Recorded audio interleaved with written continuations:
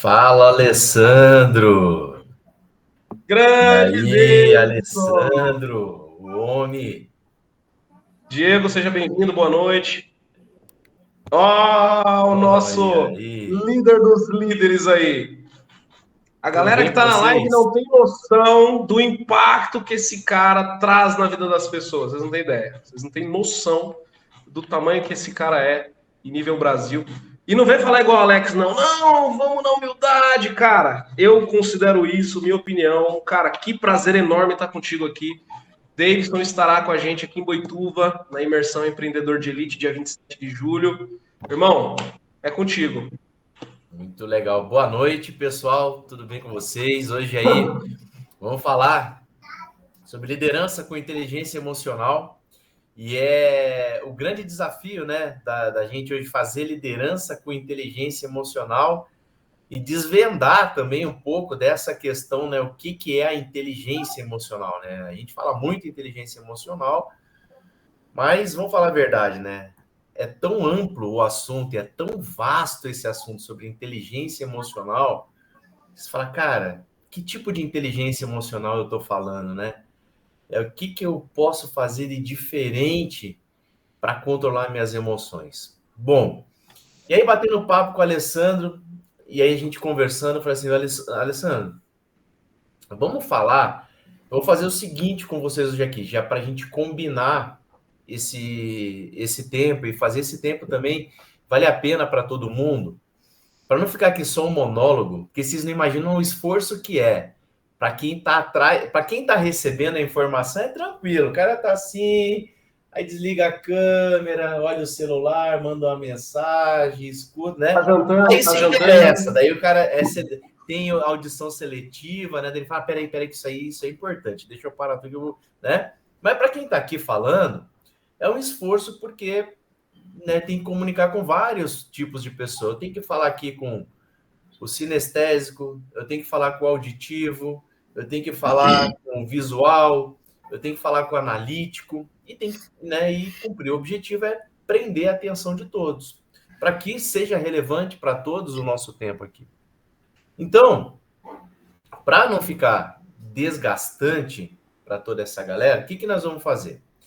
Eu vou falar aí por uns 40, 50 minutos para a gente contextualizar e eu vou abrir para perguntas.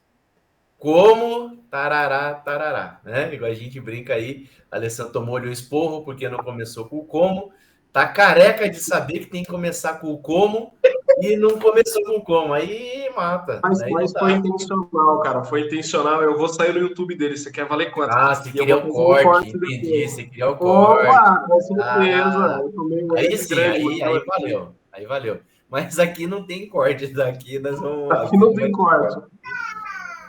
E aí, Ó, então o que nós vamos fazer, gente? É importante, né? Eu vejo assim que é tão difícil a gente conseguir alinhar as agendas e ter essa oportunidade, que é a oportunidade de vocês também fazerem perguntas para que vocês possam, às vezes, tirar uma dúvida, desmistificar algo que para vocês parece que é de outro mundo, mas tornar isso numa linguagem simples, né?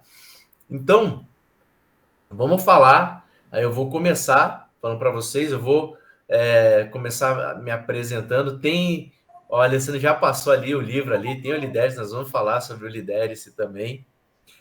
E deixa eu compartilhar aqui a minha tela com vocês para a gente voltar aqui um pouquinho. ele já vai falar a respeito disso, meu povo, mas ó, o cara é um grande do escritor, viu? Eu não sei vocês aí, ó, mas eu já tenho autógrafo, ó. Ah, cheiro o dedo, galera. Logo, logo vocês terão também. É isso aí.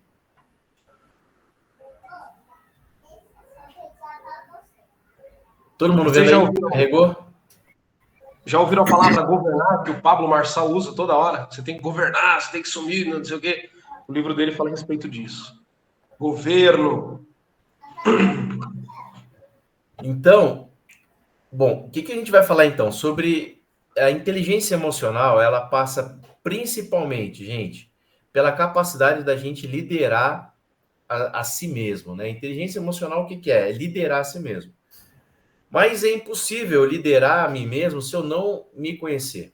É impossível aplicar inteligência emocional também nas outras pessoas se eu não, de fato, me conhecer, né? E nós vamos falar hoje aqui, basicamente, de 3 ferramentas, eu vou falar com vocês, que talvez vocês tenham ouvido falar delas, mas de uma outra maneira. Tá? Aí vocês vão ver como é interessante quando a gente fala de inteligência emocional, porque a gente consegue falar, às vezes, do mesmo assunto de maneiras diferentes, de prismas diferentes, e vocês vão ver como é que a gente contextualiza isso. Então, o Lidere-se, como é que ele surgiu, o Lidere-se? Deixa eu ver se tá aparecendo para vocês aí a tela toda? Sim. Melhorou, né? Tá. Show. Tá. Então, o Lidere-se, ele começou comigo, eu sou ex-oficial do Exército, tá? Então, dentro do Exército, eu ainda me formei em psicologia, sou psicólogo de formação, e fiquei aí, eu sou da turma de 94, então a minha turma faz 30 anos esse ano, né, de Exército, e eu comecei a trabalhar com liderança e inteligência emocional nesse período onde eu comecei a cursar o curso de psicologia, tá? Então me chamou sempre muita atenção essa capacidade da gente conduzir pessoas, liderar. A gente tem medo, né? Mas liderar o medo. Aí você fala assim, cara, como é que lidera o medo?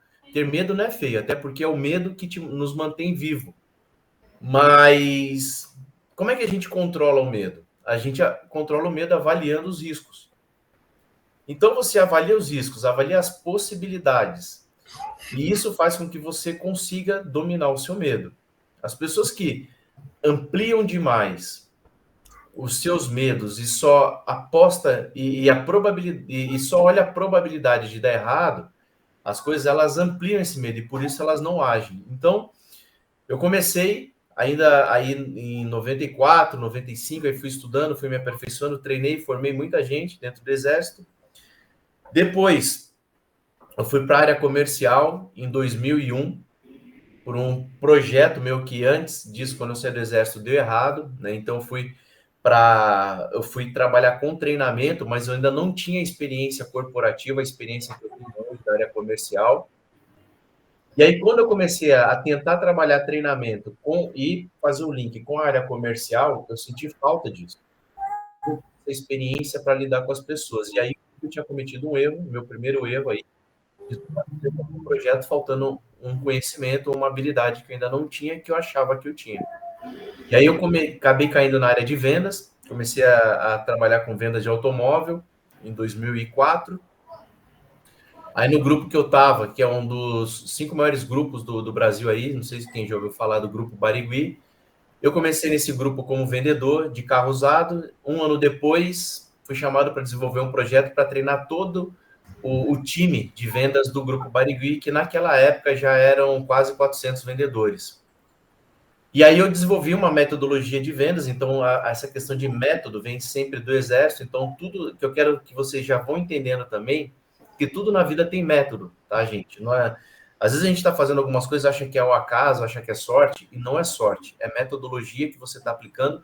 E se você consegue repetir aquele resultado, é porque é claro que você tem um método. Ele talvez só não seja consciente para você, mas existe um método. Então, a gente entendeu que construir uma metodologia para formar novos profissionais era o pulo do gato que a empresa precisava fazer para que ela pudesse começar a escalar e crescer. E a gente construiu essa metodologia.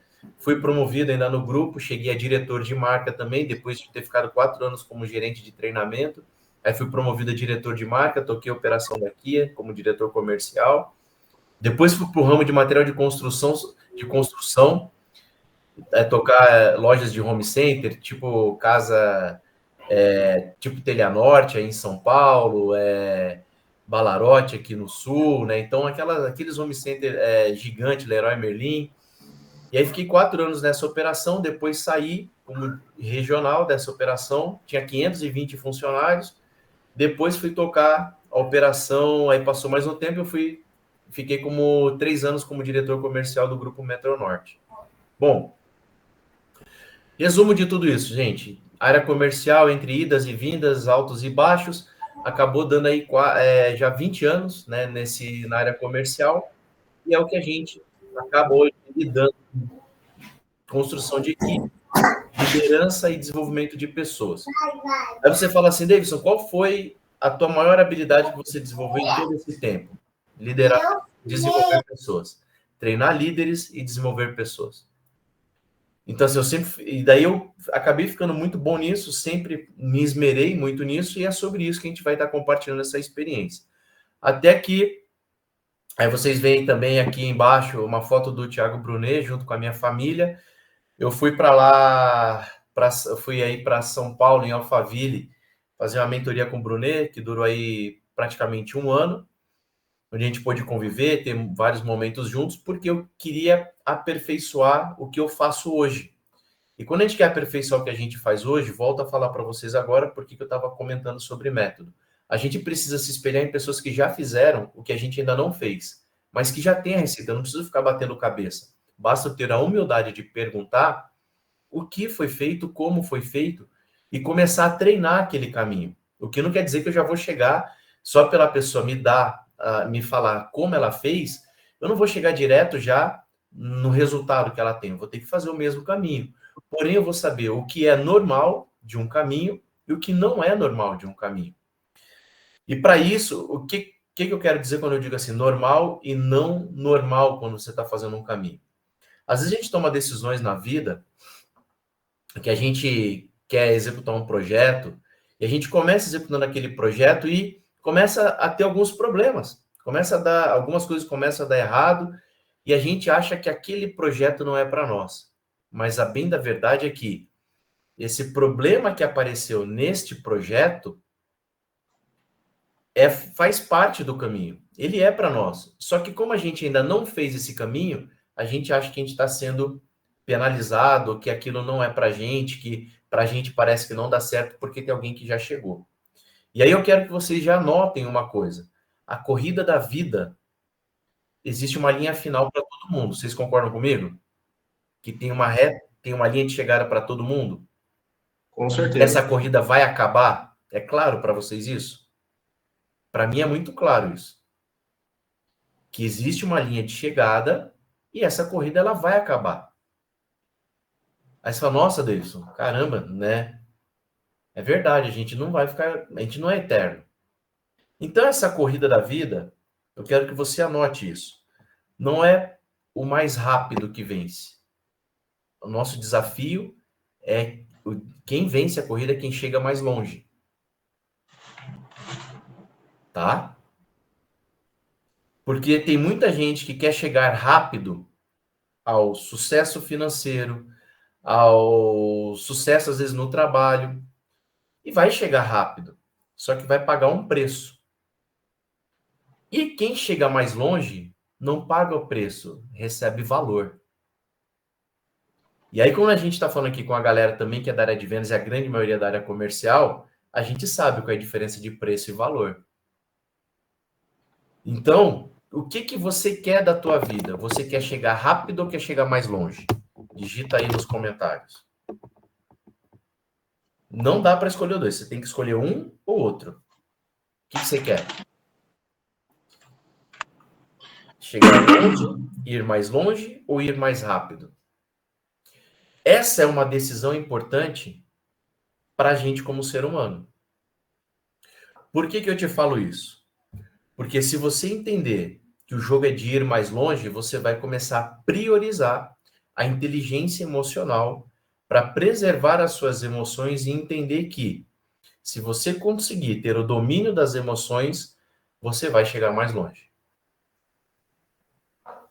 Irmão, aproveitando o gancho aí, aqui no Método de Elite, nós temos uma boa quantidade de alunos que já alcançaram os 10K, né? Que essa é a grande proposta, mas tem uma quantidade de pessoas que não chegaram. E quando a gente olha para os alunos que alcançaram esses resultados, a gente começa a perceber que o que fez a diferença para essa galera foi a virada de chave mental.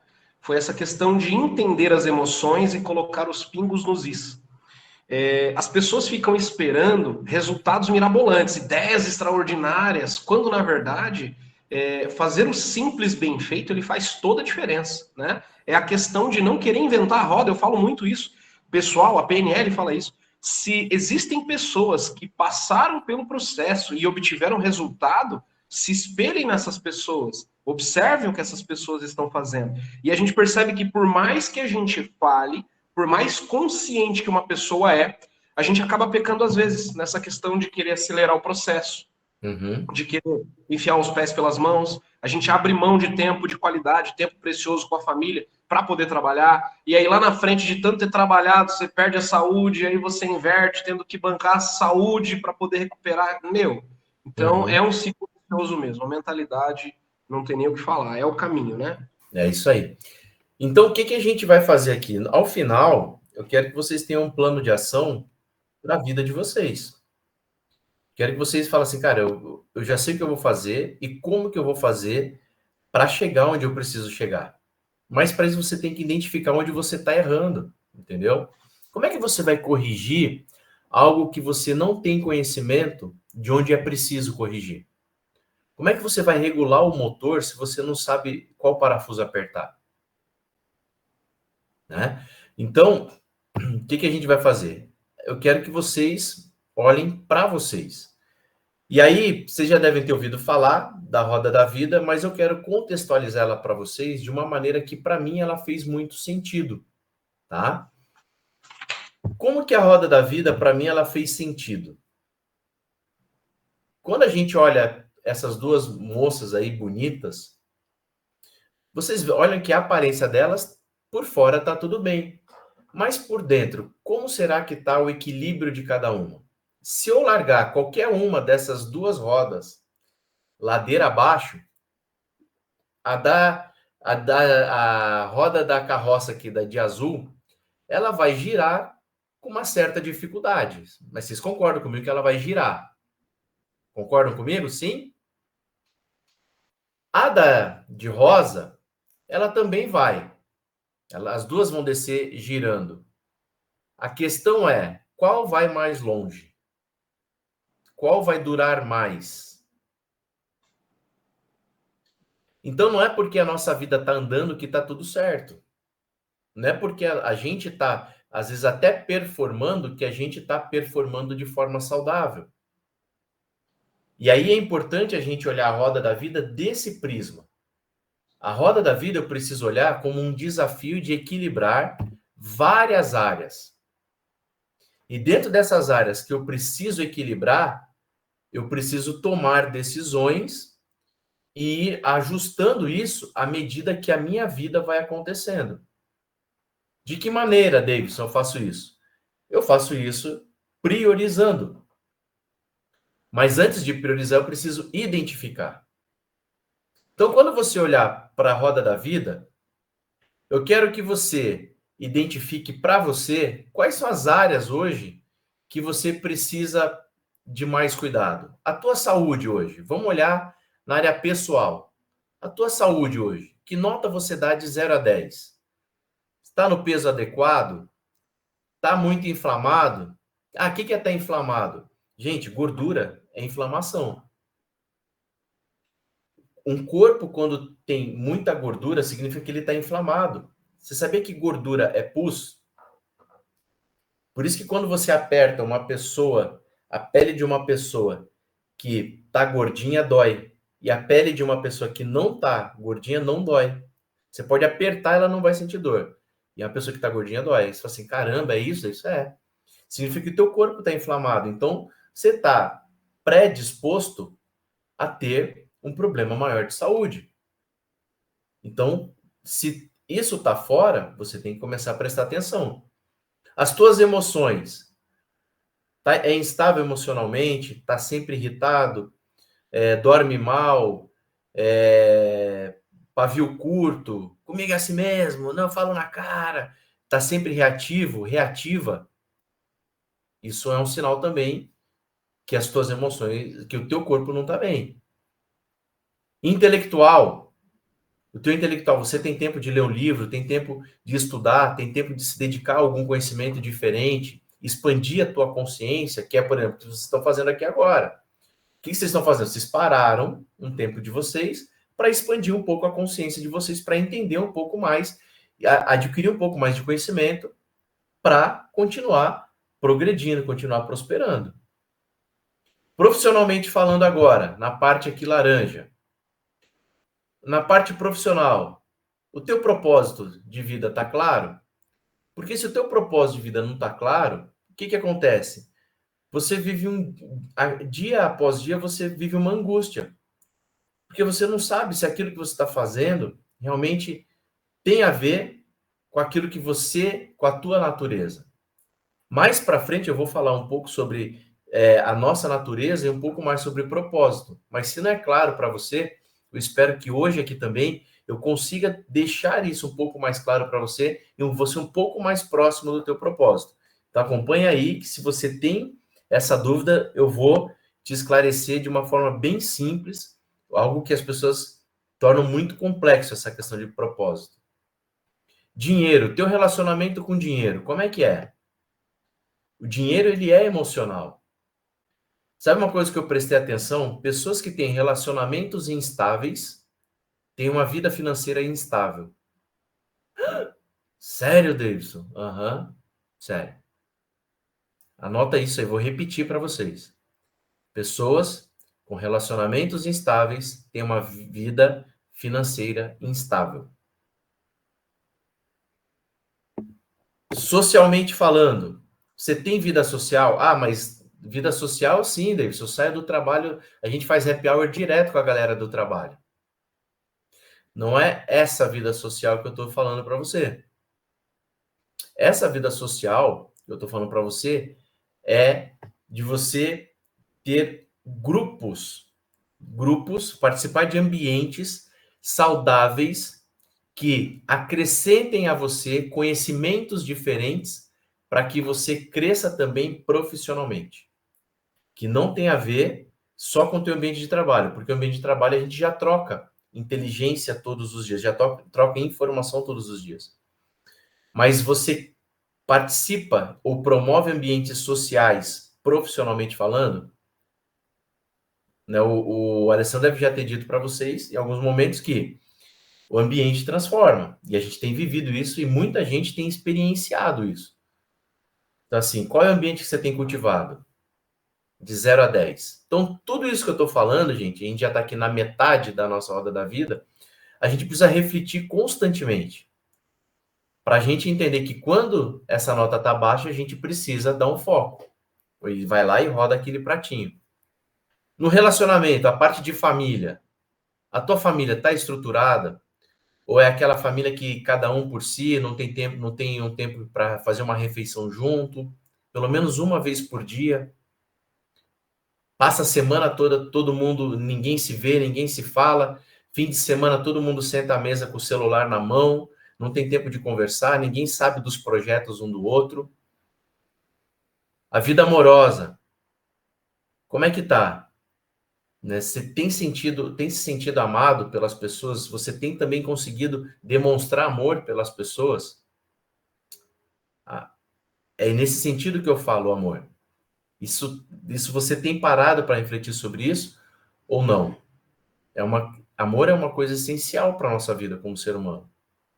E aqui na parte de vida social, relacionamento, aí aqui eu falo para você algo que não tem a ver com trabalho, não tem a ver com ambiente de conhecimento profissional, mas que tem a ver com uma vida social de pessoas diferentes que você está lá presente para que você possa promover um ambiente ou participar de um ambiente que você conheça pessoas novas, de outros círculos sociais, não círculo profissional.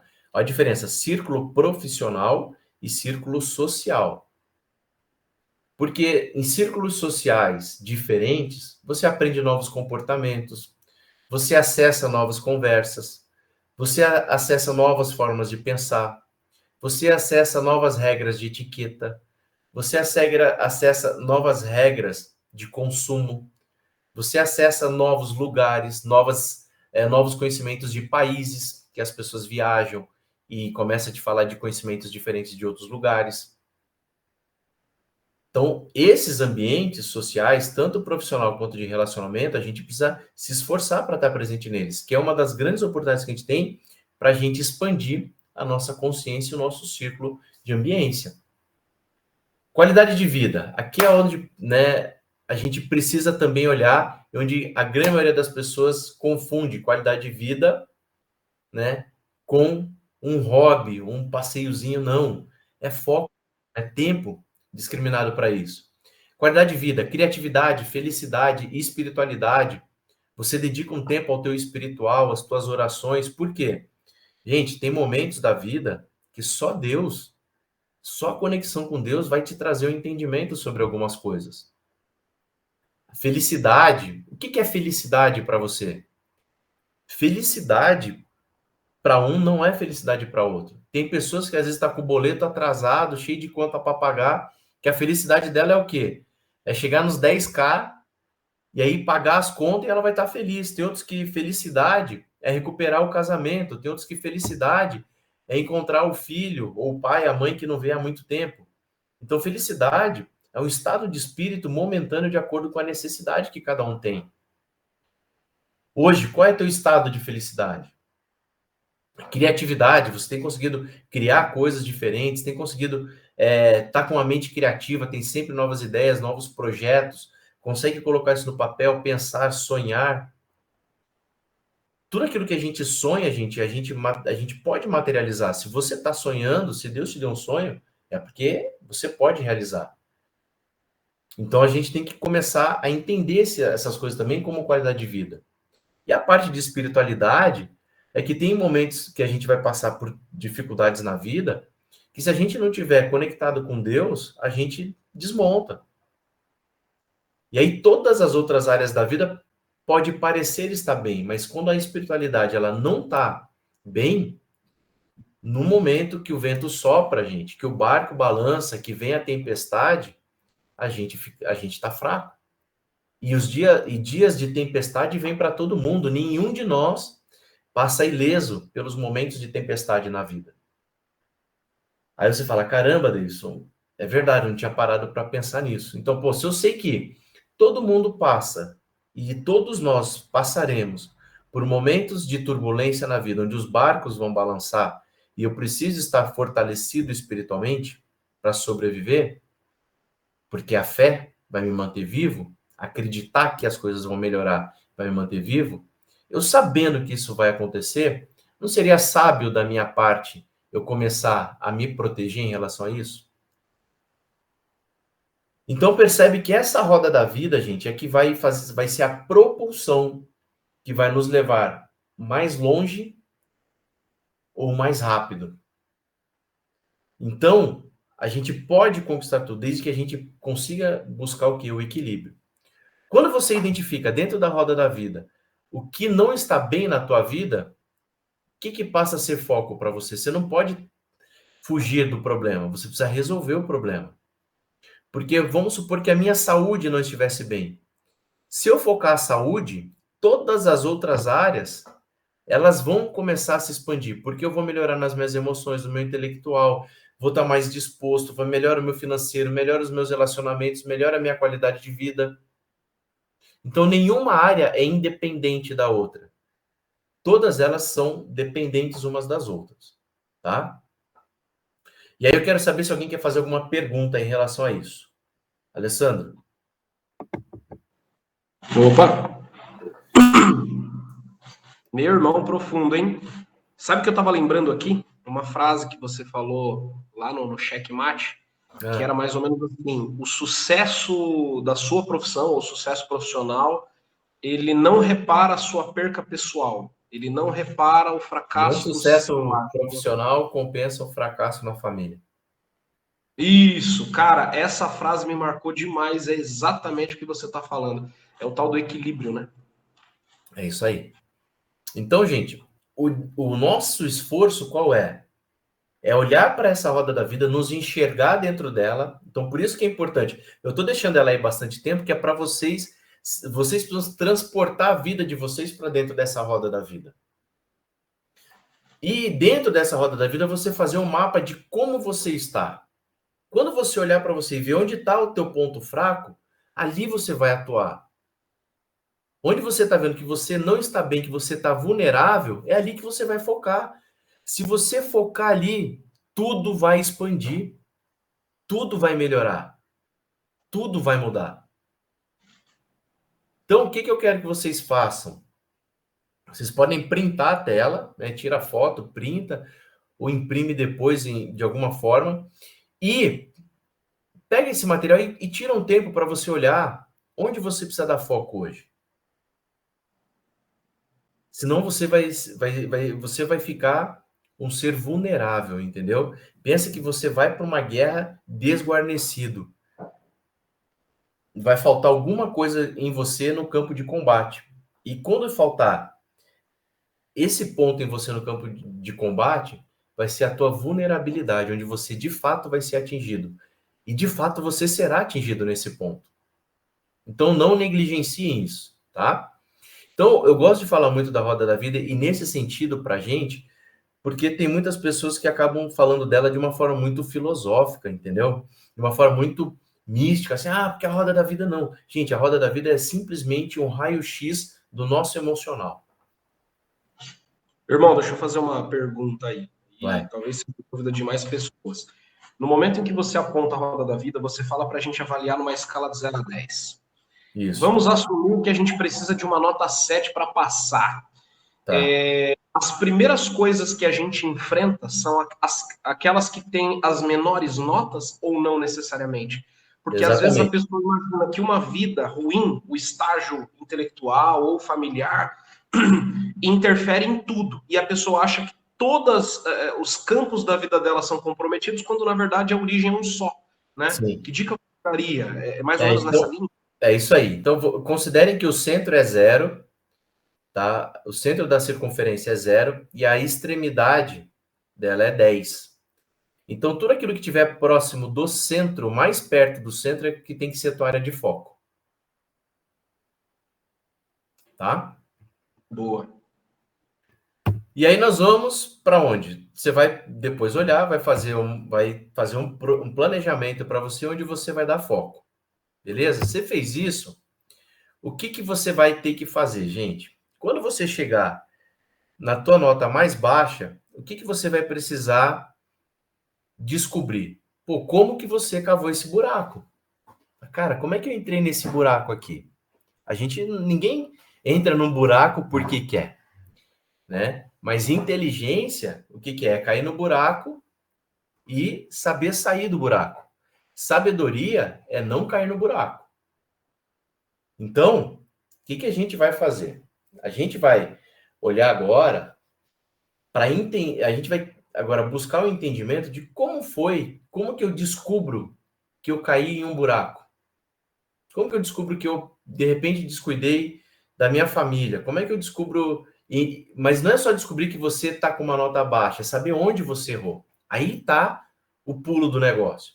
E existe uma ferramenta chamada janela de Johar. O que é a janela de Johar? A janela de Johar, ela mostra para a gente 4 quadrantes, tá? No primeiro quadrante, aqui nesse que está em vermelho, é tudo que é conhecido por você. Então, imagine que tudo aqui é sempre... Imagine que cada quadrante tem 25% daquilo que nós conhecemos sobre o nosso comportamento. Beleza? Dentro daquilo que cada quadrante tem, que eu conheço sobre o meu comportamento, 25% é conhecido por você. Você sabe exatamente tudo sobre as suas emoções, 25%. Tá? Guarda esse número. Desconhecido por você é o ponto cego. Quantos por cento a gente desconhece do nosso comportamento? 25. Do comportamento que eu tenho, o que eu sei que os outros também sabem é mais 25%. Então, conhecido pelos outros é 25%. Conhecido por mim, 25%. Ignorado, ou seja, aquilo que ninguém vê, é mais 25%.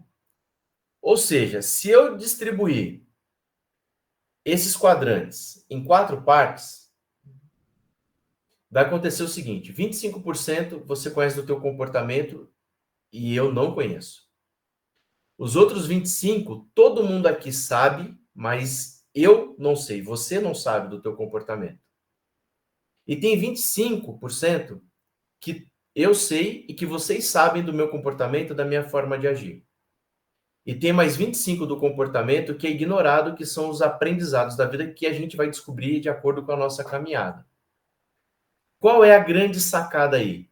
Eu preciso saber, e vocês precisam descobrir o quê? Onde está, ou o que é esse comportamento desconhecido por nós?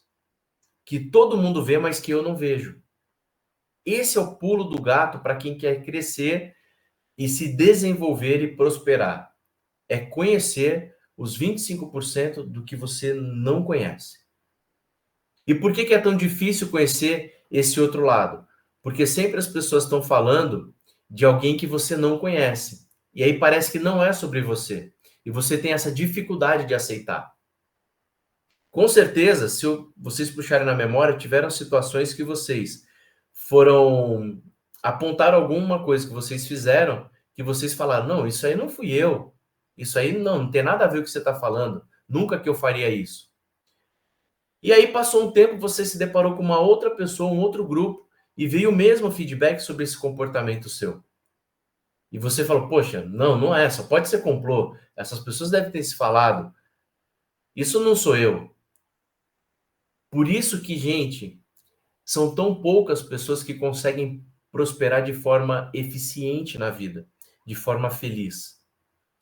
Porque a grande maioria, mais de 80% das pessoas, não querem ouvir sobre o seu desconhecido. E por isso se limitam a ser pessoas medíocres, medianas nas suas profissões como profissional. São pessoas medianas como esposa, são pessoas medianas como marido, como pai, como filho. Entende? Como ser humano. Por quê? São pessoas que não estão dispostas a conhecer o seu ponto cego. Quando a gente entende que isso é uma verdade, que existe o ponto cego, eu começo a buscar esse meu ponto cego. E ao buscar o ponto cego, eu começo a descobrir coisas que eu faço que me tornam uma pessoa ruim, aparentemente, para os outros, diferente daquilo que eu quero parecer para os outros. E também descubro um monte de coisas boas que eu faço, mas que eu não sabia. E que aqui vem o nosso propósito de vida. O nosso propósito, ele já está conosco. A gente já executa ele. Só que a gente não tem o conhecimento dele. Por quê? Porque ele está no ponto cego. O nosso propósito, a gente age de forma natural. A gente não percebe que a gente está exercitando ele. Quando você entende isso, você começa a jogar o jogo das pessoas que sabem ouvir. E aí você fala, então é por isso que Deus nos deu 2 ouvidos. Sim, a natureza facilitou a nossa vida, dizendo o seguinte, olha, se você conseguir ouvir e entender o que acontece à sua volta, você cresce. Quanto mais você desenvolve a sua habilidade de ouvir, melhor você se torna.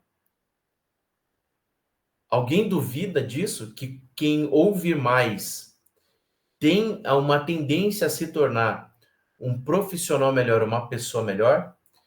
Quando a gente está falando com uma pessoa difícil, essa pessoa que a gente rotula como difícil é uma pessoa que ouve, que sabe ficar quieta, e ouvir é uma pessoa que só quer falar. Digitem aí para mim. Qual é a percepção de vocês? Pessoas fáceis de lidar são pessoas que têm habilidade em ouvir ou dificuldade em ouvir? Vocês já pegaram a resposta. Poxa, se eu sei que pessoas que têm dificuldade em ouvir são pessoas que terão dificuldade em prosperar, qual é o nosso treino? Ouvir. Mas eu tenho que treinar ouvir o quê? O meu ponto cego. Porque quando eu conhecer o ponto cego e eu perceber que eu cresço, eu quero descobrir mais. E esse 25, ele não é pouco, gente. É 25% de muito. É 25% de trilhões, não é 25% de 2 dígitos. É 25% de muita coisa. Então, essa passa a ser a tua maior habilidade se você entender que o teu crescimento está na tua dificuldade de ouvir. E não é fácil exercitar isso. E por isso não é todo mundo que consegue. Perceberam? Então, assim, como não é fácil, não é todo mundo que consegue. Como não é todo mundo que consegue, poucos conseguem, de fato, viver uma vida de plenitude.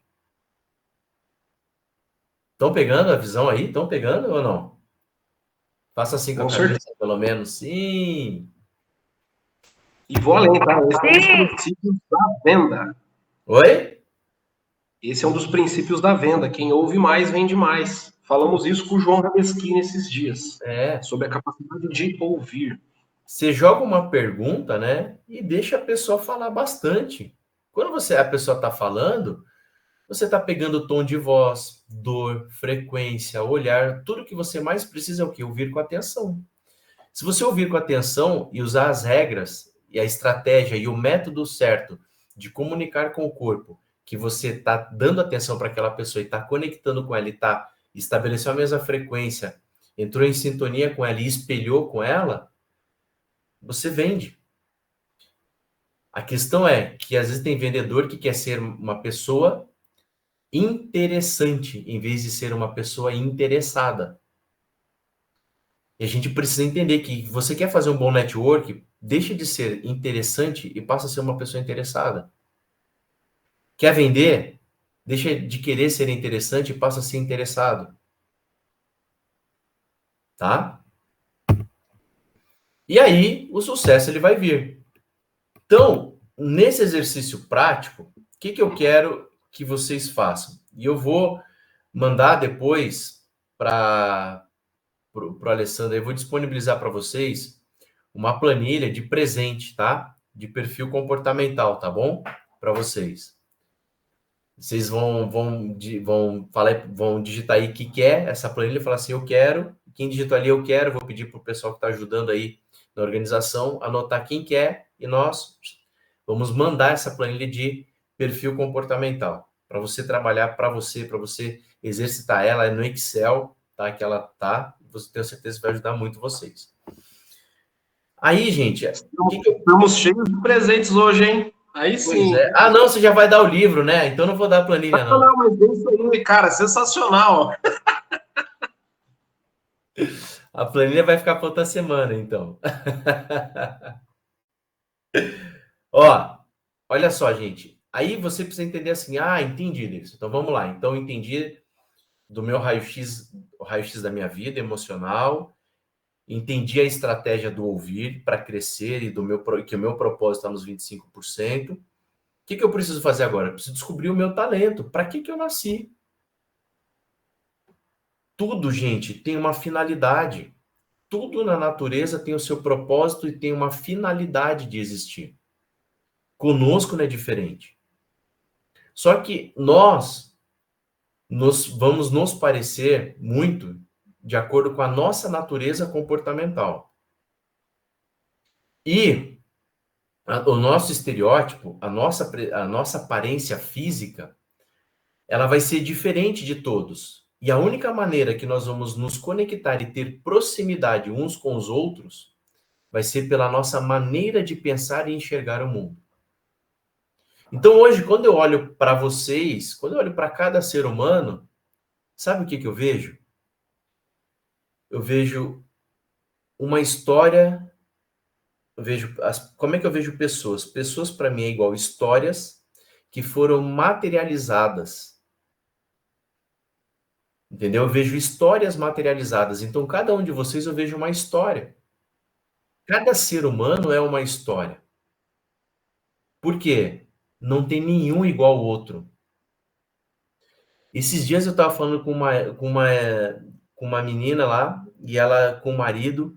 Você acredita que eles desenvolveram eles são tão parecidos na forma de rir, na forma de sorrir, na forma de falar, que o quê? O ambiente ele molda numa maneira de pensar, de agir, de se expressar. Então a gente acaba sendo moldado muito pela forma de pensar. Essa é a primeira coisa que faz a gente ser atraído um pelo outro. Então, se eu tenho naturezas diferentes, por que, né, Deus nos fez diferentes? Porque cada um precisa ter o seu papel na natureza. Cada um, no nosso ecossistema humano, precisa ter um papel diferente, habilidades diferentes. Porque senão a gente não consegue realizar os projetos. Então, no nosso ambiente, o que a gente tem? A gente tem o perfil planejador, aquela pessoa que ela gosta de planejar muito. Ela gosta de olhar cada detalhe, de pensar, de botar no papel, de fazer cálculo, de projetar as coisas, de organizar, de não ser surpreendido, odeia surpresas. Tem pessoas assim, vocês tem algumas pessoas aqui que são planejadoras, que se veem assim. Tem pessoas que são analíticas, pessoas que olham, né, número, não dá um passo se não tiver a certeza para onde o vento está soprando amanhã e a velocidade do vento. É tão analítica que ela só dá um passo, ela tem todos os números na mão. Tem pessoas que são executoras, extremamente ágeis, sonhadoras, visionárias, quer fazer, já viu tudo pronto, não pensa em nada que vai dar errado, só vai dar certo. O executor é aquele que só vai dar certo, só vai. Não vai dar nada errado. Eu sou esse daí, tá? Cara... Eu também sou. Não, viu, vamos fazer tal projeto, bora fazer. Não, mas você já viu? Não, já deu certo, entendeu? E aí eu percebi, gente, eu sou um cara executor, comunicador. Eu percebi que se eu ignoro... Cara, pensa num cara assim que quando senta às vezes para falar com um analítico, eu sofro, cara. É difícil, cara, para mim, mas eu sei que é necessário para minha sobrevivência. Então a gente para de fazer aquilo que é confortável e passa a fazer aquilo que vai nos manter vivo. E a gente precisa ter essa clareza na vida, porque senão a gente fica escolhendo só aquilo que nos agrada. E onde é que eu errei nos meus projetos quando eu fiz sociedade? Eu quero... O que a gente quer normalmente, pessoal? A gente quer pessoas parecidas com a gente. A gente quer contratar, quer ser sócio, quer ser amigável de todo mundo que é igual a gente. Cara, todo mundo igual no mesmo lugar não precisa de tanta gente. Tem alguém sobrando. Então eu preciso saber o quê? Bom, se eu tenho uma habilidade de executor e me falta análise e planejamento, eu tenho que buscar um sócio por essas competências e não porque é legal. Não porque é bacana fazer churrasco com a pessoa. Eu tenho que buscar a competência que vai somar comigo daquilo que eu não tenho, daquilo que me falta. Mas eu só posso buscar aquilo que me falta se eu tenho consciência do que me falta. Por isso que o autoconhecimento é fundamental na vida. Irmão, aí... tem uma pergunta. Oi, vai. Adriana, ela mandou assim, ó. Ô, Adriana, melhor, fala aí, ativa o microfone e faz a pergunta. Ai. Eu perguntei se dá para ser um pouco de cada, mas aí logo depois você respondeu que você é você é executor e comunicador, né? Uhum. E eu me enxergo um pouco assim, uma mistura de executor e comunicador. Uhum. O que a gente precisa ver é o seguinte, por isso que é importante fazer os testes, né? Fazer análise de perfil para vocês terem certeza do que vocês são, não chutar. Entendi. Entendeu? Então, Ótimo. Você faz a análise e fala assim, não, eu sou ou estou assim, tá? Por que sou ou estou? Por exemplo, eu estava falando com uma pessoa esses dias que ela trabalha na empresa junto com o marido e ela é executora, mas está na função de analista, na parte administrativa. Então, quando trouxe o teste para ela, então eu percebi que estava mais alta a energia dela na parte analítica, mas que ela era uma executora. E aí, mas a natureza dela não é analítica, é executora. Entendi. E o que significa isso? Não é que ela tem os dois, significa que ela está indo contra a natureza. Uhum. Com certeza ela está passando por situação de estresse. Ótimo. Então, Perfeito. o fato, gente, de nós não termos o perfil não quer dizer que nós não sejamos competentes. Entende a diferença? Entendi, sim. Se vocês falarem assim para mim, David, você é capaz de fazer um planejamento? Sou capaz. Você é capaz de analisar? Sim. Você sabe lidar com números? Sei. Você sabe fazer análise, Pareto, sabe, trabalha com Excel, cruza informação, faz PROC-V, faz gráfico, toma decisão, olha número, sei fazer. Você faria isso o dia inteiro, o mês inteiro, a vida inteira? Nunca. Por quê? Eu vou sofrer fazendo isso. Não é minha praia fazer isso. Mas eu sei fazer, sou competente para fazer. Mas se eu ficar direto nisso, cara, eu vou ficar frustrado, entenderam? Então, Ótimo. por isso que tem pessoas que quando a gente contrata para trabalhar na nossa equipe ou dentro da nossa empresa, toda pessoa que começa numa empresa e que precisa trabalhar, ela começa com muita vontade, ela vai ser capaz e competente de fazer tudo. Só que vocês já perceberam que tem aquelas pessoas que começam fazendo muito bem uma função e de repente ela começa a cair a produtividade, ela começa a desmotivar e você não entende por quê e ela vai desanimando, vai desmotivando, ela também não sabe explicar por quê, mas ela vai perdendo a vontade, vai perdendo o tesão de fazer as coisas, vai indo, daqui a pouco ela sai da empresa. Aí começa outro lugar.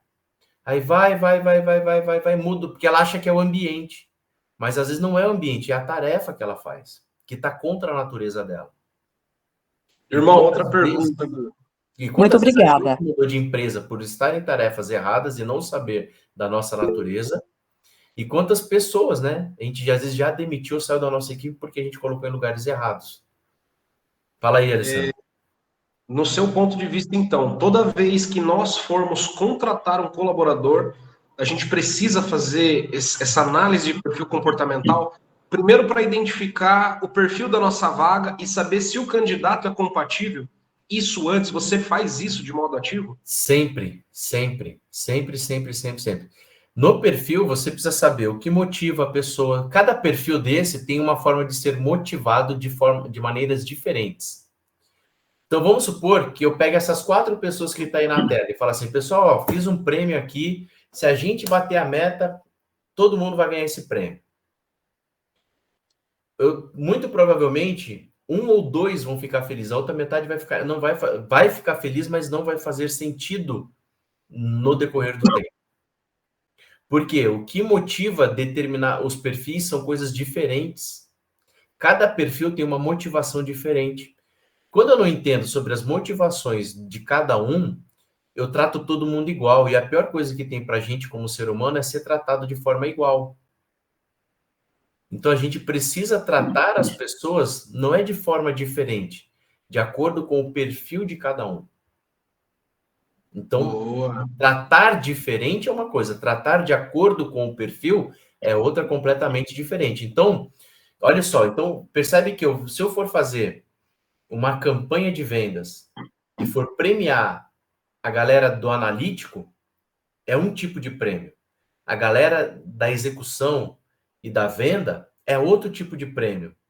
Eles não são reconhecidos da mesma maneira.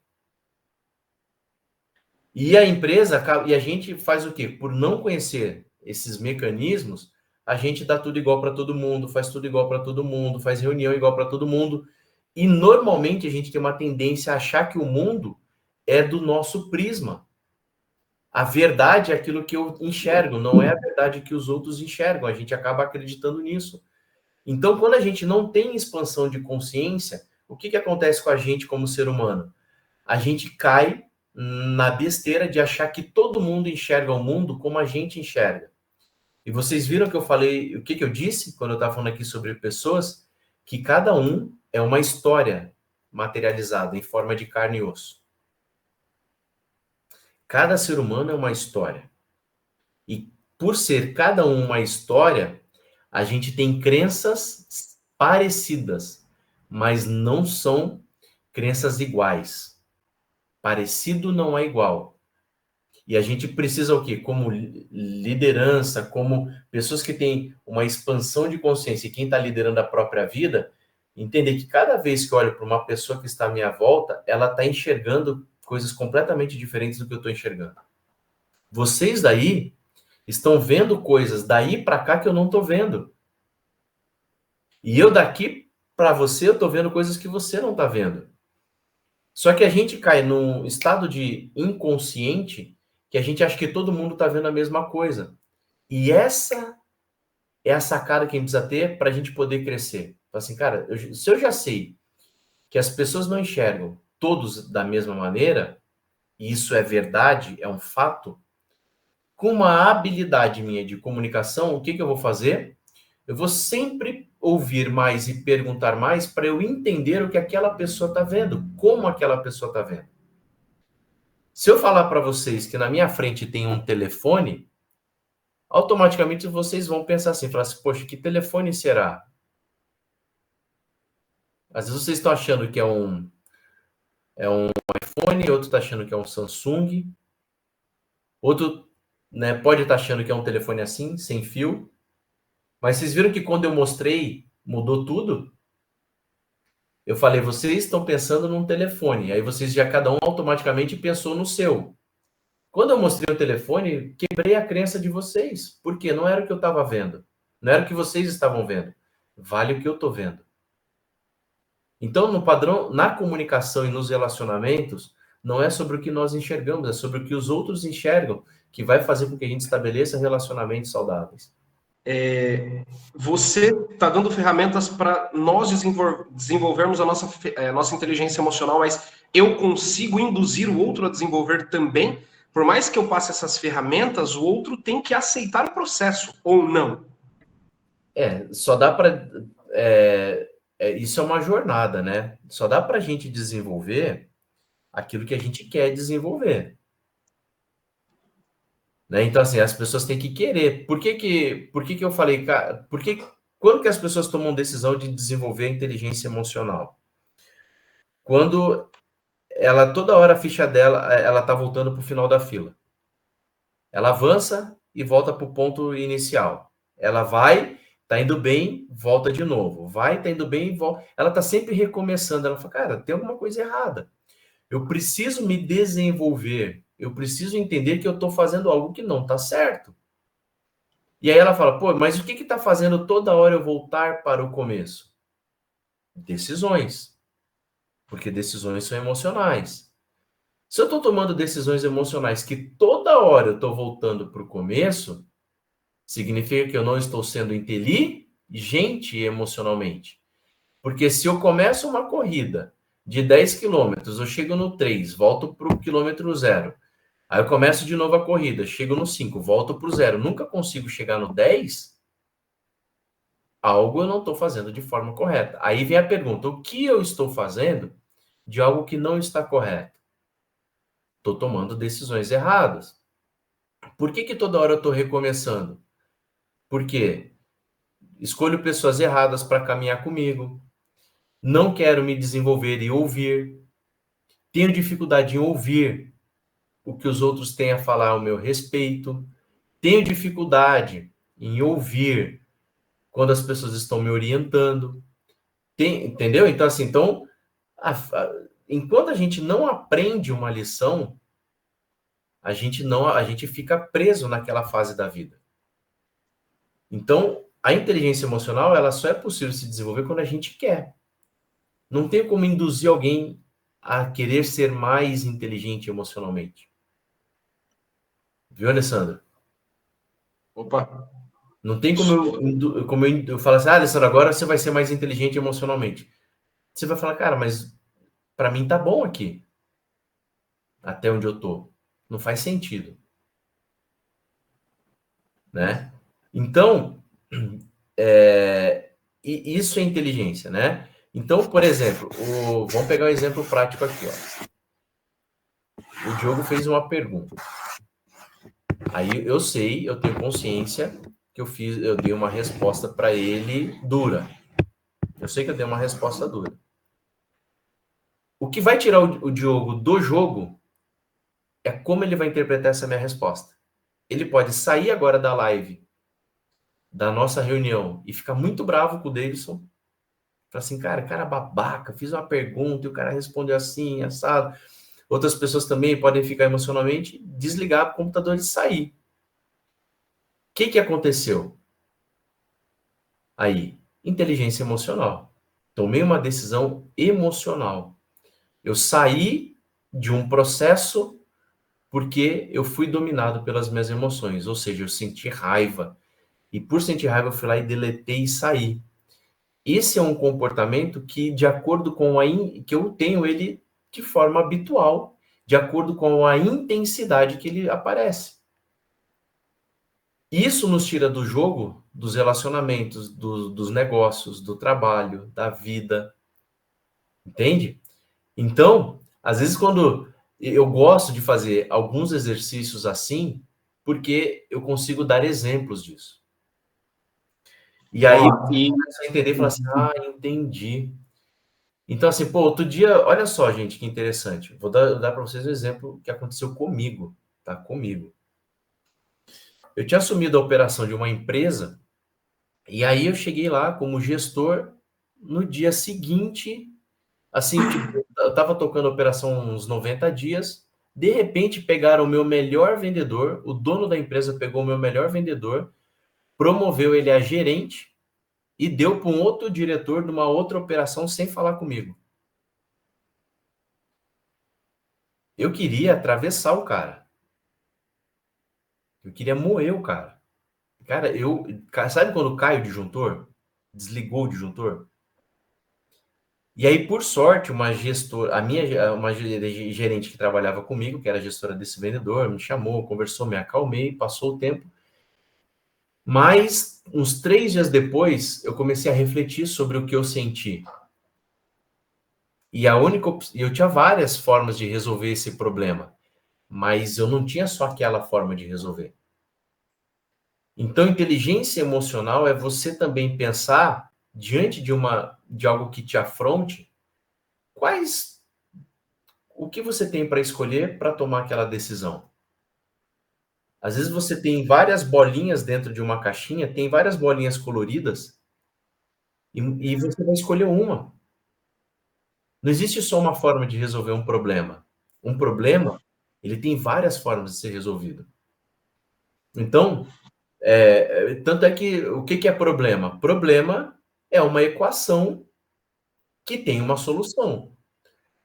Quando não existe problema, é porque não tem solução. É um fato.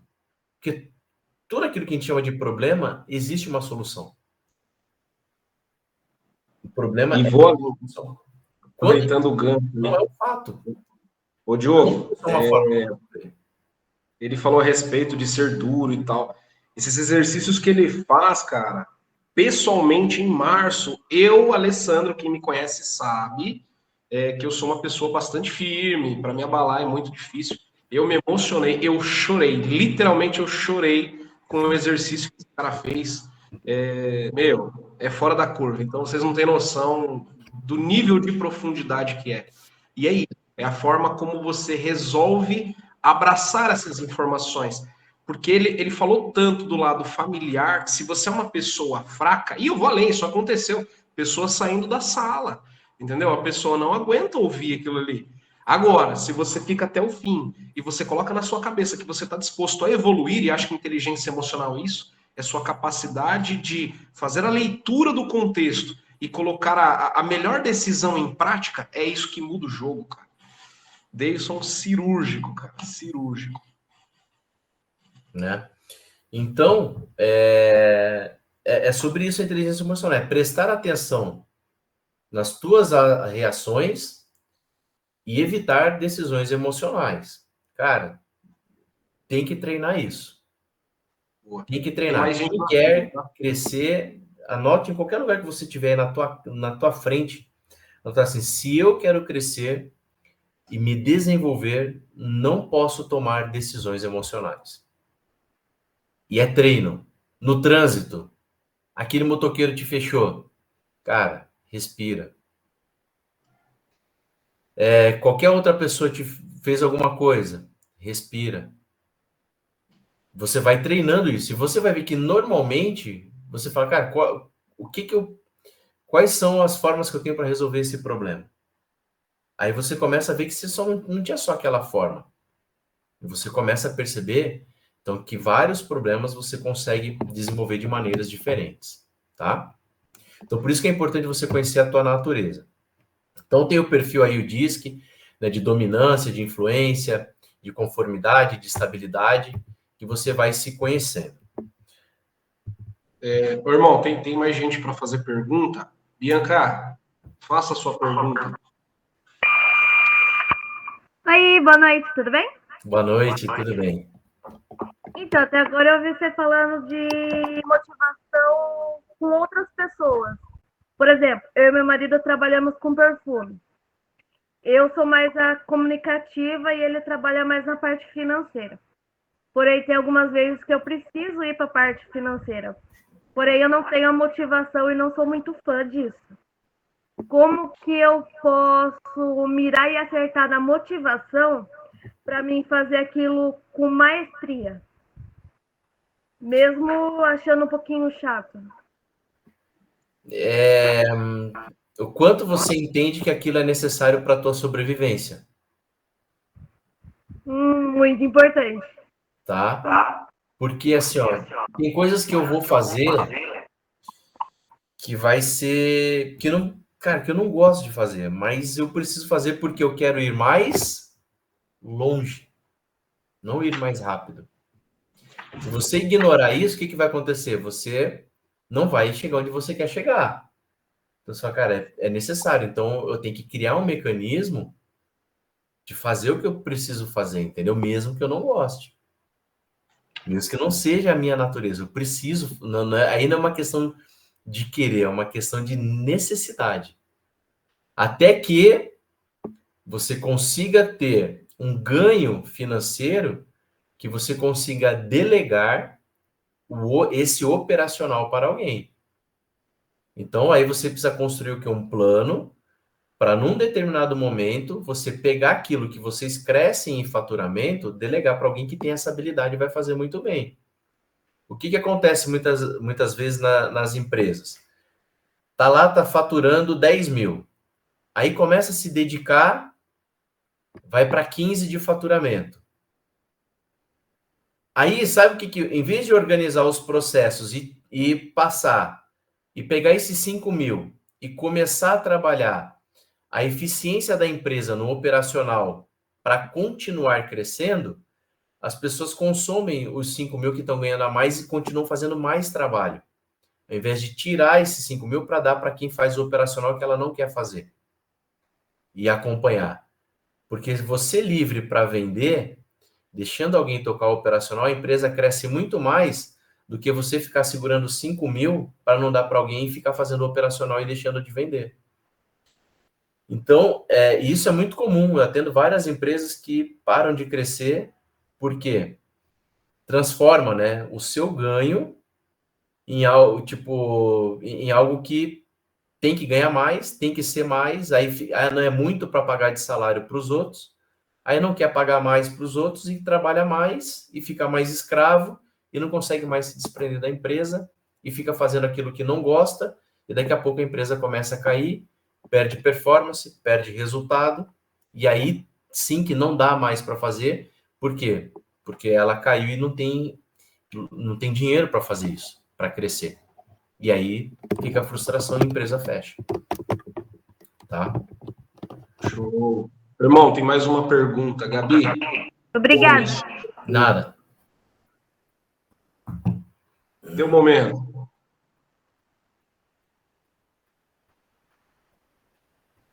Gabi, tá por aí? Ó, ela acabou escrevendo aqui, tá? Eu vou ler. Se for possível, falar um pouquinho sobre as crenças limitantes. Tá. Vamos falar disso então. Eu vou finalizar aqui então, ó, a apresentação, tá? Que eu falei das 3 ferramentas, falei dessa questão de talentos e vou entrar agora aqui com vocês então nessa parte das perguntas, tá? E aí eu toco o pau aí respondendo com vocês. Vamos lá. Qual foi a pergunta aí das crenças? Qual foi? Ela quer que você fale um pouquinho das crenças limitantes. Às vezes ela não acredita que é o perfil que a limite, sim as crenças. Imagino que esteja falando de escassez, aqueles bloqueios de... Enfim, eu não vou entrar no mérito aí. Mas a pessoa teve dificuldade com o pai, e hoje em dia ela tem dificuldade com relacionamentos. Acho que nessa linha. Tá. Gabi, se estiver por aí, por favor. Tá, vamos conceituar, né, primeiro, né, crença, né, limitante, né, o que é toda crença, ela é limitante, tá? Toda crença, de uma maneira maior ou menor, ela nos limita, por quê? Eu acredito em algo que eu tenho como uma verdade.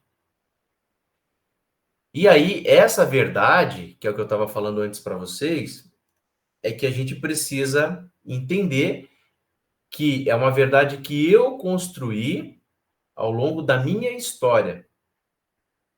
Por isso ela me limita, mas que não necessariamente ela precisa me limitar. Então você vai falar assim, mas a questão da crença que me limita, você quer me dar um exemplo sobre uma crença limitante, por exemplo, para ficar mais fácil? Fala aí, ô Davidson, da questão da crença da escassez. Eu ouço muito aluno falando isso.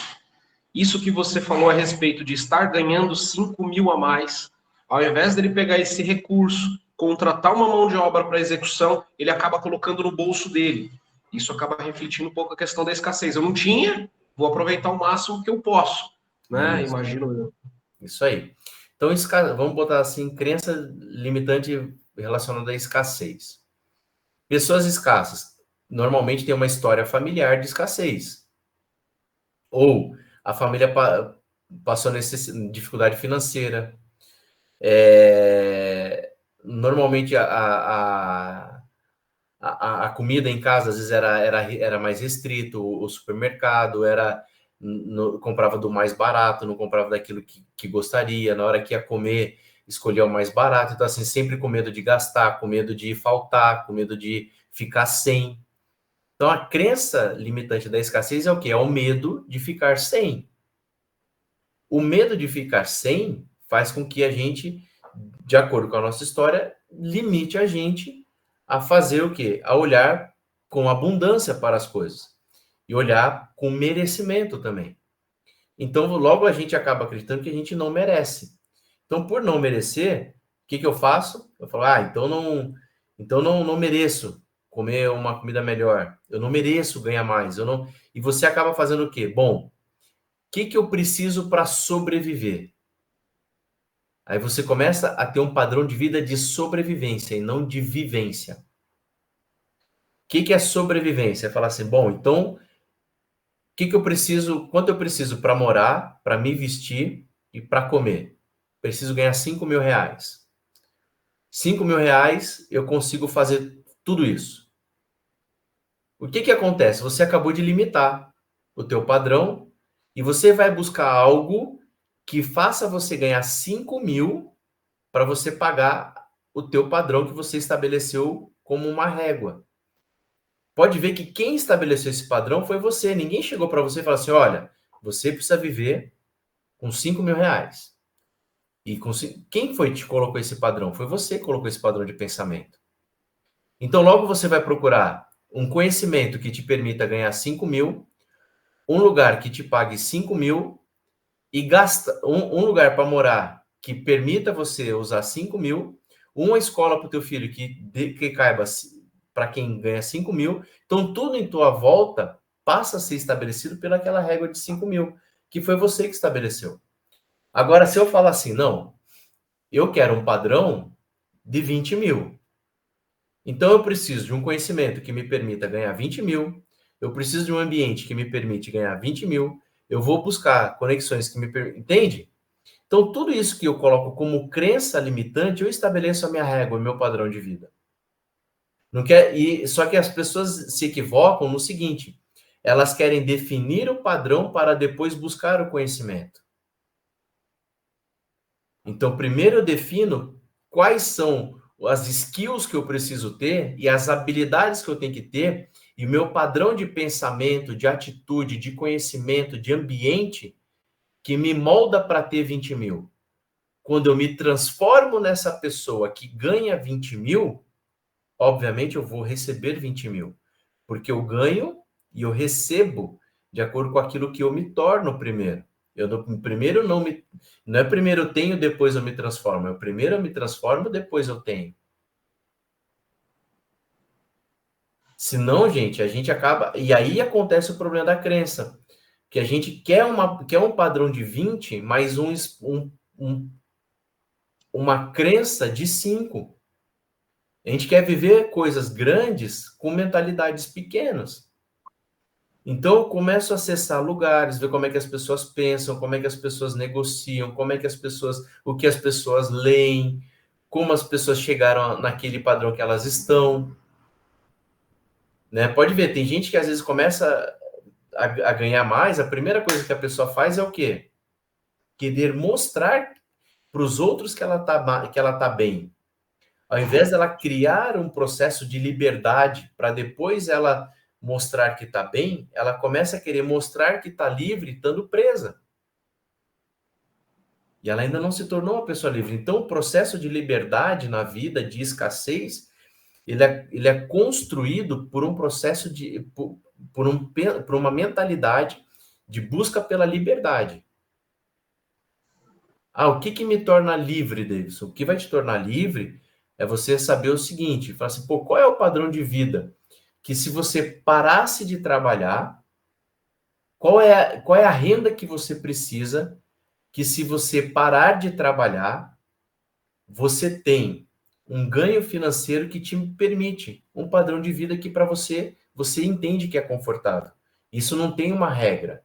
Você não precisa ter Ferrari, Lamborghini, morar no Tamboré, você não precisa... Isso não é isso que vai dizer o quanto você é livre. Até porque tem um monte de gente que está em gaiolas de ouro. Entendeu? Tem um monte de gente que acha que é livre, mas está em gaiolas de ouro. Então, assim, o que vai me tornar uma pessoa livre? Cara, uma pessoa livre é eu poder escolher onde eu quero trabalhar e não estar refém de um lugar que eu estou trabalhando e estou sofrendo naquele lugar e querendo fazer uma outra escolha. É você falar assim, poxa, eu tenho um projeto para desenvolver e eu sei que eu tenho uma renda que eu posso desenvolver um projeto que se esse projeto não der errado, eu não passo necessidade. E como é que eu construo, Davidson, a minha liberdade, então? Você precisa, todos os dias, você vai tomar algumas decisões que vai fazer você fazer algumas economias que vai construindo a tua liberdade. Quanto você precisa para ter uma receita de 5 mil por mês? Exemplo, né? Vamos supor que você precisasse ter investido no banco lá, vou falar um número hipotético, tá, gente, aqui. 500 mil reais. Eu preciso de 500 mil reais para eu ter uma receita de 5 mil por mês. Então, eu vou trabalhar e vou todos os dias me dedicar a encher o pote de 500 mil, porque eu sei que quando eu encher de 500 mil, eu tô livre. Então, todo dia eu posso construir minha liberdade. E aí eu vou fazer coisas que me tragam uma receita extra, uma renda extra. Vou ganhar o meu dinheiro com o meu trabalho, mas aí nas minhas horas que eu não estou dentro da empresa trabalhando, da empresa que eu estou CLT, eu tenho mais um tempo fora, que eu posso fazer uma outra coisa que vai me gerar uma receita, e essa receita vai ser que eu vou colocar no pote da liberdade. E todos os dias, quando você colocar algo dentro daquele pote, você vai ver o quanto perto você está da tua liberdade e quanto você está longe. Eu tenho certeza que quem pensar dessa maneira, jamais no primeiro dinheiro que sobrar, vai colocar, às vezes, num produto para parecer que está tudo bem, para parecer que tem, para ostentar. Quem constrói liberdade não ostenta. Quem constrói liberdade sabe pelo que está lutando. Quem constrói liberdade sabe que todo dia vai colocar um pouco ali dentro e que uma decisão dela ali para ostentar ou para fazer algo diferente deixa ela mais longe de ser uma pessoa livre. Quando você entende o jogo da liberdade, você passa a construir todo dia algo que vai diminuindo, vai quebrando essa bola de ferro que está amarrada no teu pé, que te causa uma dependência sobre algo que você não gostaria de fazer, que não é teu propósito de vida. Porque Deus não te chamou para ficar preso em algo que você está, que não é a tua natureza. Mas a gente cavou um buraco que a gente acaba ficando preso. E aí, quando você começa a entender esse jogo, você fala, cara, todo dia, todo mês eu vou tomar uma decisão que me deixa mais perto da minha liberdade ou que me deixa mais preso a um sistema que eu não tenho liberdade. E eu vou dizer para vocês que quando você alcança a liberdade, você não fica nos 5 mil que você tá planejando. Você salta dos 5 para o 10 quando você atinge a liberdade, porque agora você tem tempo livre para fazer o que você quiser no teu propósito. Esse tempo livre não é para jogar as pernas pro ar. Você fala assim, cara, eu já estou garantido na minha sobrevivência. Naquilo que eu estabeleci como padrão, tá garantido.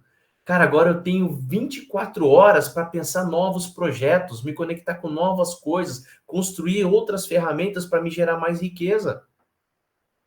Mas enquanto você estiver preso com uma picareta na mão, trabalhando de escravo todo dia, qual vai ser a hora que você vai ter para pensar na tua liberdade ou produzir mais? Olha a contribuição, né? Tem uma aluna que não está aqui na live, foi uma conversa que nós tivemos recentemente. A Cris, ela faz o método de elite, já bateu 10 mil, chegou no 20 mil, mas ela continua com o emprego de R$3.500. E ela reclama, ela fala, eu preciso sair, eu preciso me desligar, eu preciso sair. Cara, por que não sai? Ela tá presa naquela história de que, mas eu vou perder 15 anos de acerto. Olha isso, cara, a questão da mentalidade. Hoje ela trabalha em horário comercial, num serviço que ela não gosta, ela já tem renda mais do que suficiente para sair, e mesmo assim ela se sente presa, cara. Como trabalhar isso na mente? Uhum. Cara, é uma decisão, entendeu? É uma decisão. É uma decisão. Porque assim, agora assim, imagina, pô, ó, o que a gente troca por dinheiro, não é tempo? Sim. Então vamos lá então. Se eu tô num lugar que eu ganho R$4.000. R$4.000. Eu divido R$4.000 por 44, 120, quantas horas dá? Mês? Em departamento pessoal, 220 horas. 220 horas. 4.000 dividido por 220 dá quanto? Me ajuda aí.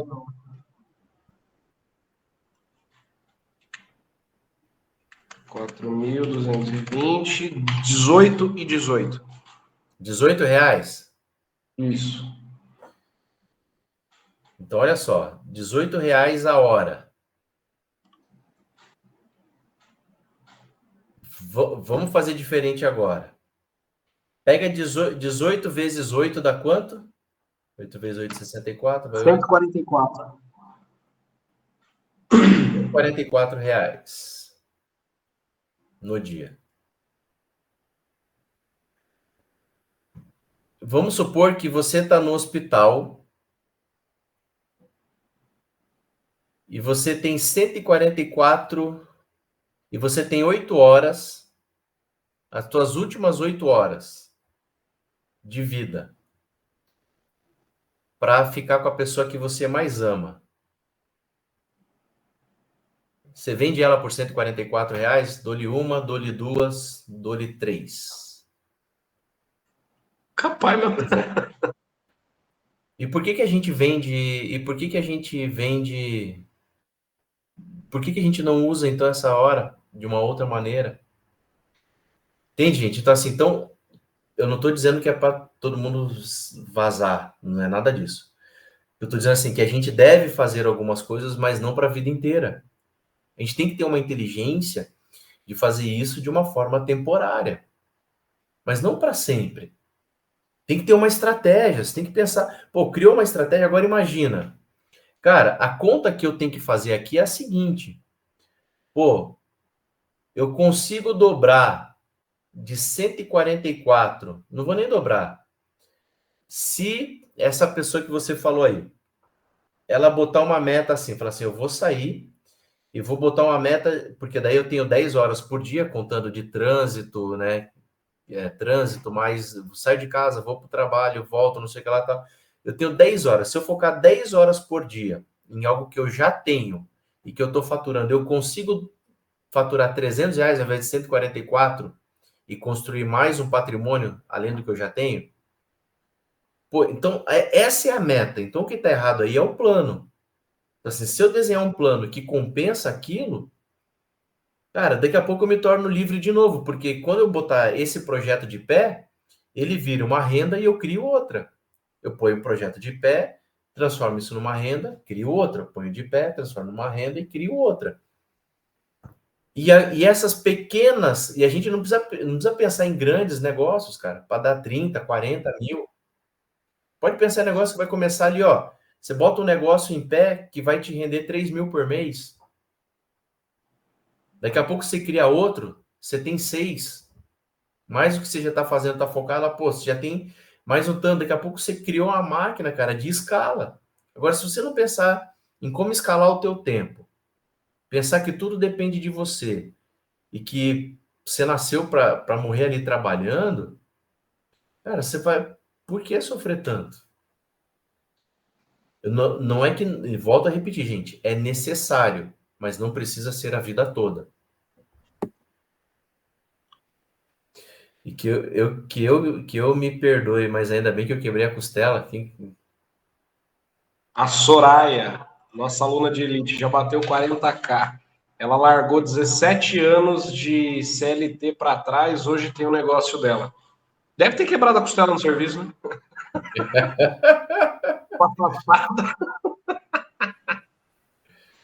Eu estava falando da Cris, né?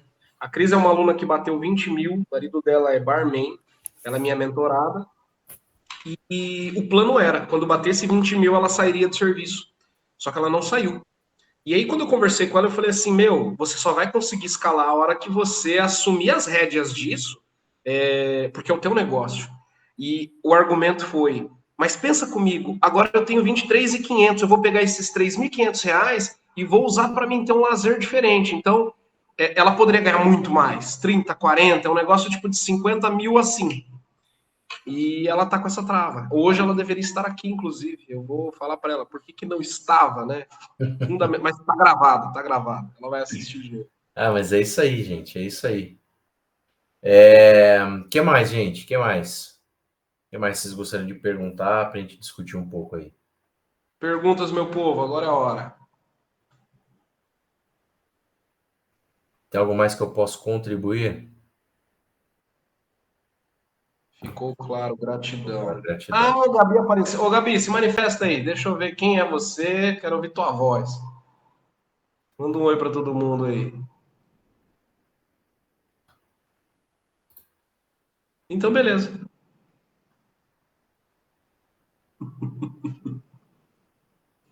Ô, Adriana, tu largou... não largou ainda. A hora que o negócio escalar, você vai largar 30 anos de contribuição. Tem dó. A hora de crescer... E aí criar, gente, assim, ó, criar estratégias, né? Criar estratégias. Tô rentabilizando.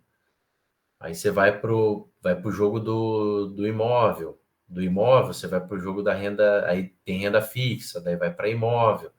Aí depois você vai para outras coisas que compra, vende, pensa um pouquinho mais longo prazo, menos curto prazo. À medida que vocês vão aprendendo a lidar com isso, vocês vão ver que vocês vão aprendendo a jogar o jogo do prazo. Cara, num primeiro momento, a gente vai pensando a curto prazo.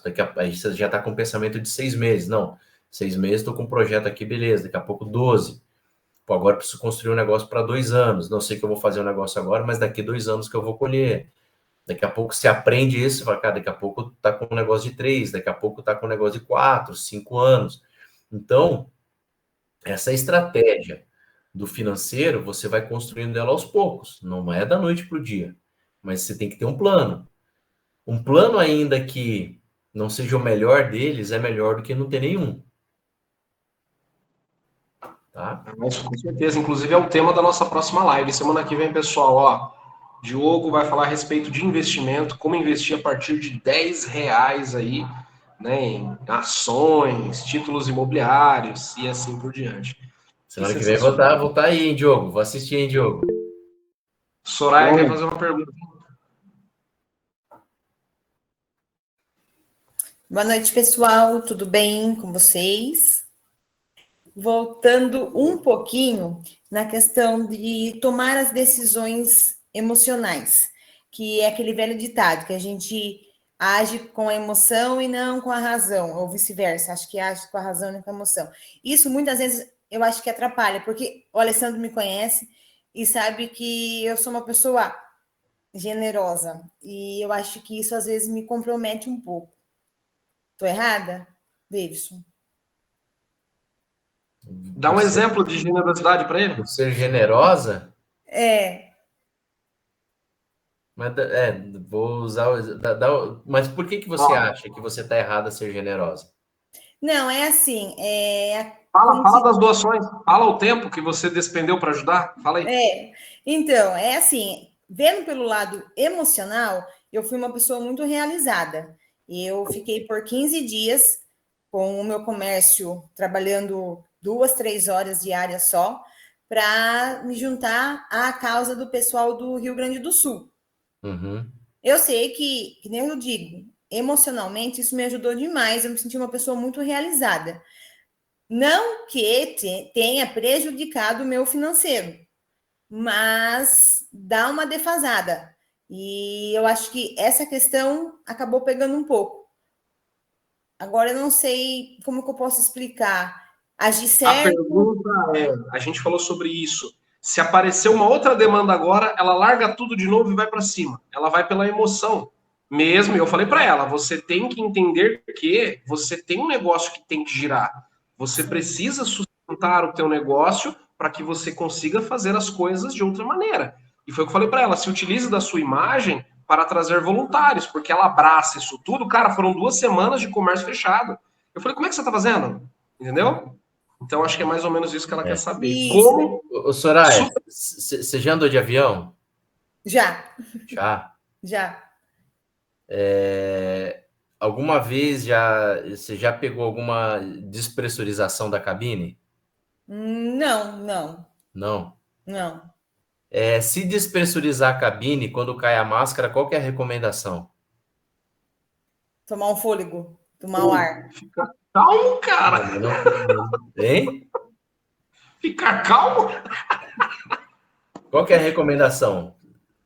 Você tem que fazer o quê? Coloque primeiro em si mesmo, depois pense em ajudar o outro.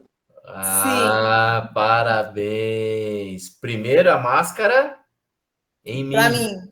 Depois no vizinho. Pois é.